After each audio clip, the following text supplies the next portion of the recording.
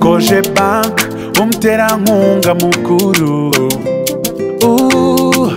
Waturu di Rwanda 2020 abazaniye poromosiyo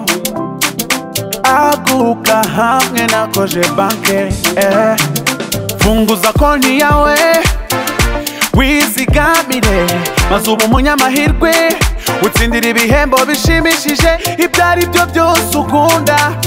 ubishoremo imari Koje Bank ni banki nyarwanda